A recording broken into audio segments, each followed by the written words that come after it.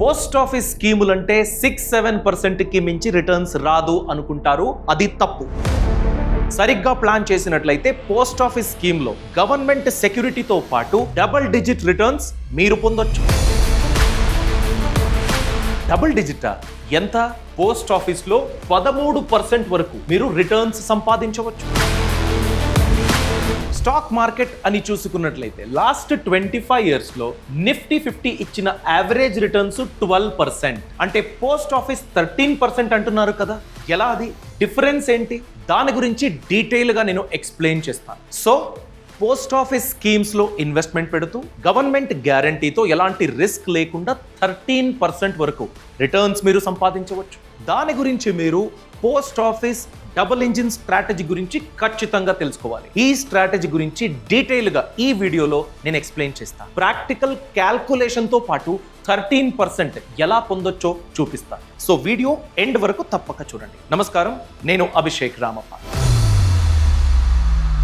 చూడండి, మనం ఈ పోస్ట్ ఆఫీస్ డబుల్ ఇంజిన్ స్ట్రాటజీలో వాడుకుంటున్న రెండు స్కీములు POMIS మరియు PPF. Post office monthly income scheme, public provident fund. Basic features ఏంటి?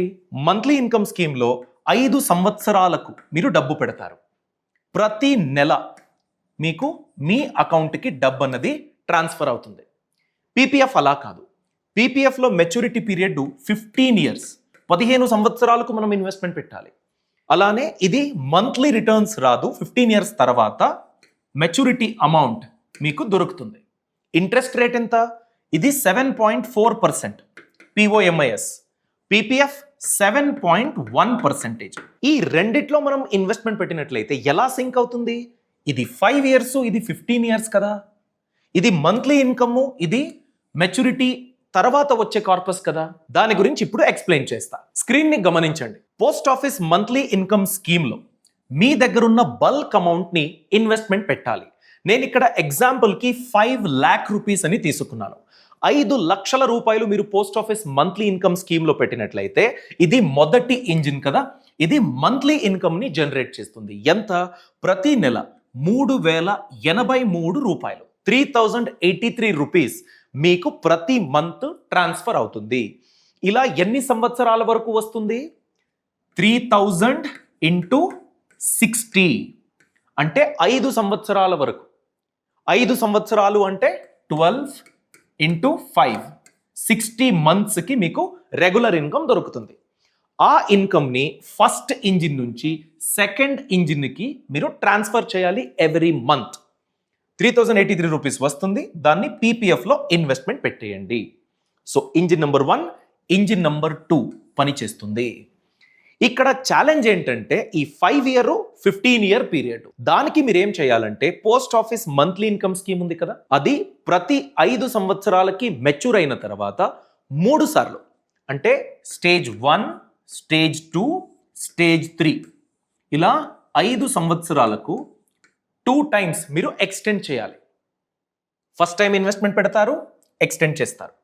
సెకండ్ టైం ఇన్వెస్ట్మెంట్ పెడతారు, ఎక్స్టెండ్ చేస్తారు. ఇలా 15 సంవత్సరాల వరకు మీరు post office monthly income scheme కూడా యాక్టివ్గా ఉంచాలి. అలా ఉంచినట్లయితే ఇంజిన్ నెంబర్ 1లో కూడా 15 years ఇన్వెస్ట్మెంట్, PPFలో కూడా 15 years ఇన్వెస్ట్మెంట్. ఇలా సింక్ అవుతుంది.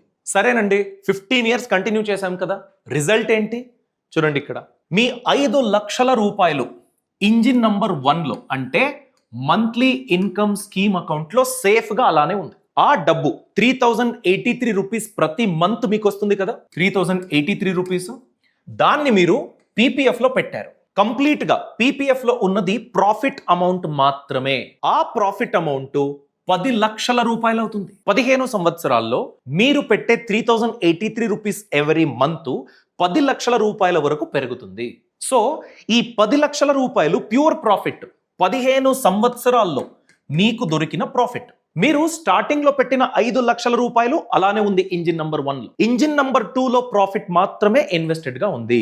దీన్ని 15 సంవత్సరాలకు డివైడ్ చేయండి. 10 లక్షల రూపాయలు డివైడెడ్ బై 15 years అలా చేసినట్లయితే మీకు యావరేజ్ ఎంత దొరుకుతుంది?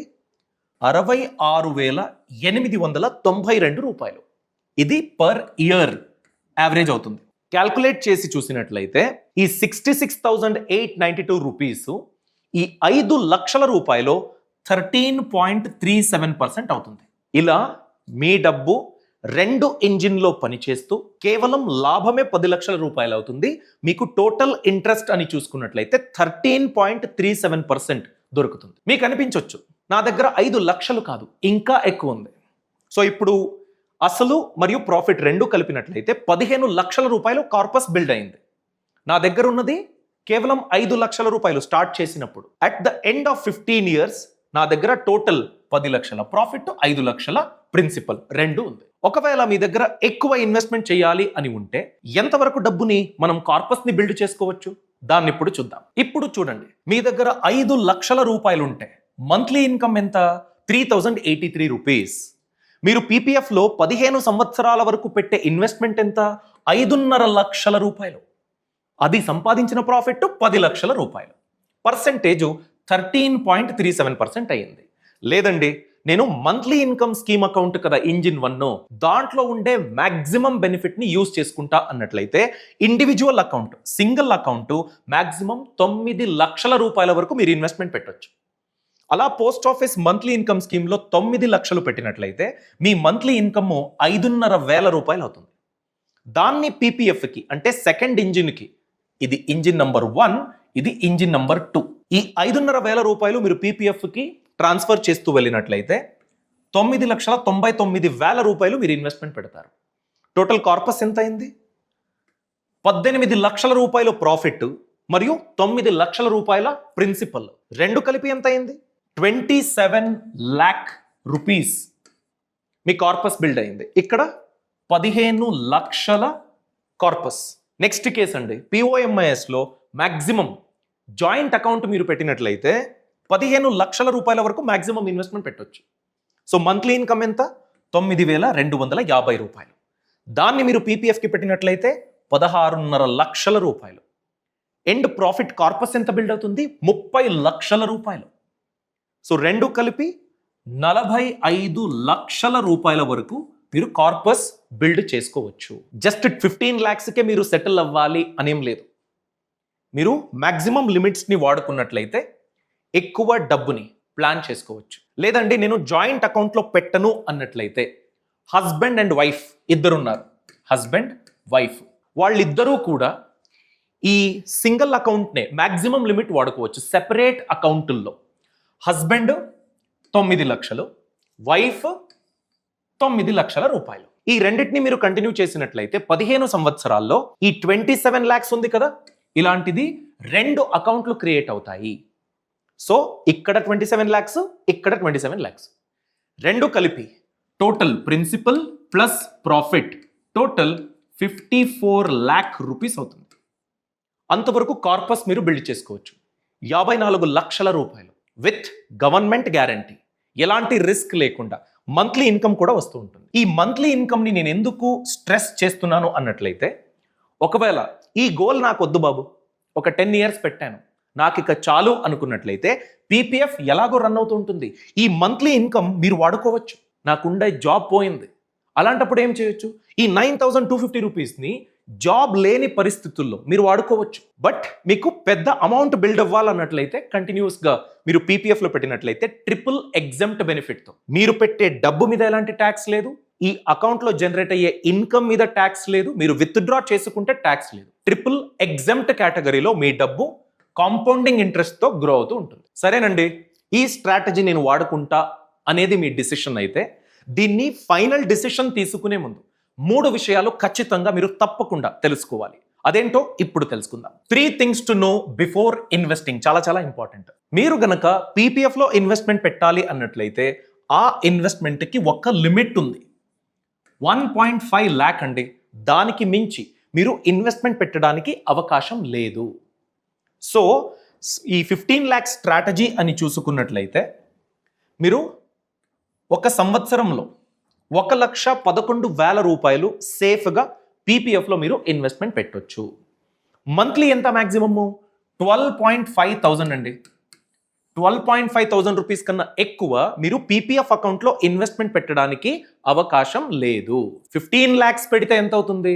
పోస్ట్ ఆఫీస్ మంత్లీ ఇన్కమ్ స్కీమ్లో 9,250 రూపీస్ దొరుకుతుంది. వద్దండి, నేను జాయింట్ అకౌంట్కి వెళ్ళను, ఇండివిజువల్ అకౌంట్ అనుకున్నట్లయితే 5,500 ప్లస్ 5,500.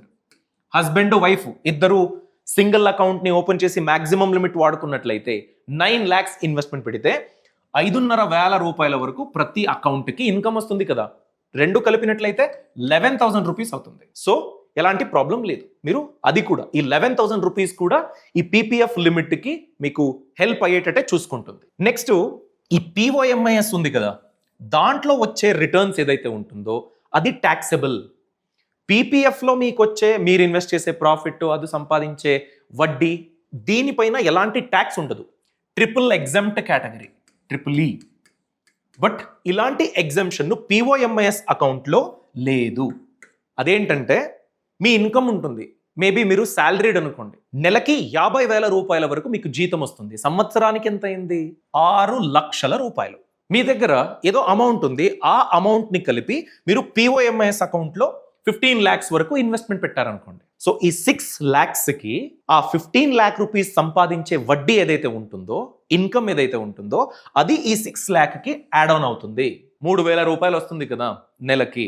సో సంవత్సరానికి అనుకున్నట్లయితే 36,000, 6.36 lakh రూపీస్ మీ ట్యాక్సబుల్ ఇన్కమ్ అవుతుంది. సో ఈ అమౌంట్కి నేను ట్యాక్స్ స్లాబ్లోకి రాను, న్యూ ట్యాక్స్ రెజిమ్ ఎంచుకుంటా, నాకు ఎగ్జామ్షన్ దొరుకుతుంది. ఫైన్.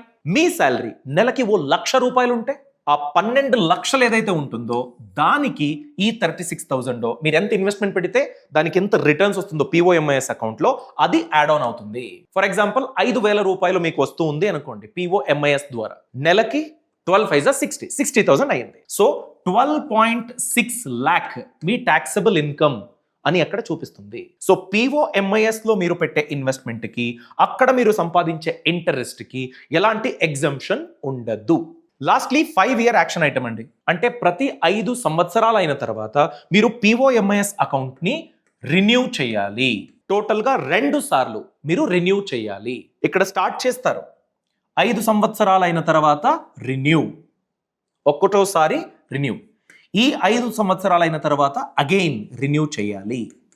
సో ఇలా 2 సార్లు మీరు రిన్యూ చేసినట్లయితే 15 సంవత్సరాలకు మనం క్యాల్కులేట్ చేసిన ఆ అమౌంట్ దొరుకుతుంది. సో ఇది చాలా ఇంపార్టెంట్ ఈ యాక్షన్ ఐటమ్. మీరు కనుక 5 సంవత్సరాలు అయిన తర్వాత నాకు ఒక బల్క్ అమౌంట్ రిలీజ్ అయ్యింది, దాన్ని నేను వేరే ఏదో గోల్కి వాడుకుంటాను, ఫైన్, మీకు మంచి రిటర్న్స్ వస్తుంది అన్నట్లయితే మీరు అలా కూడా చేయొచ్చు.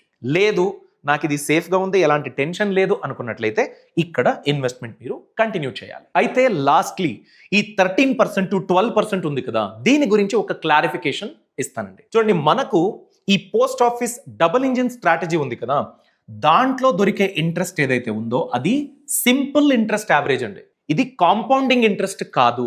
స్టాక్ మార్కెట్లో మీకు దొరుకుతుంది కదా, అది CAGR, compounded annual growth rate. Difference ఏంటి?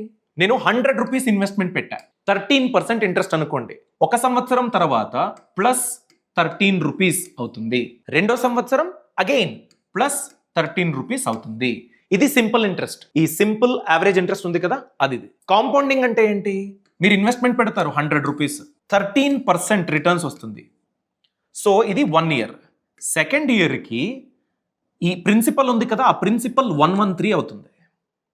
13% ఇంట్రెస్ట్ అన్నది ఈ 113 రూపీస్కి క్యాల్కులేట్ అవుతుంది.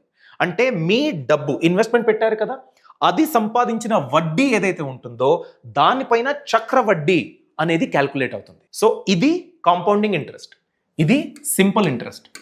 మనం మాట్లాడుకున్న post office 13% returns, simple interest. ఇది ఎలాంటి వాళ్ళకు సూట్ అవుతుంది? చూడండి, ఎవరో రిటైర్ అయిన వాళ్ళు ఉన్నారు, నా దగ్గర బల్క్ అమౌంట్ ఉంది, నాకు రిస్క్ వద్దు అనుకున్నట్లయితే ఆ డబ్బుని ఇలా డబుల్ డ్యూటీ చేపించవచ్చు.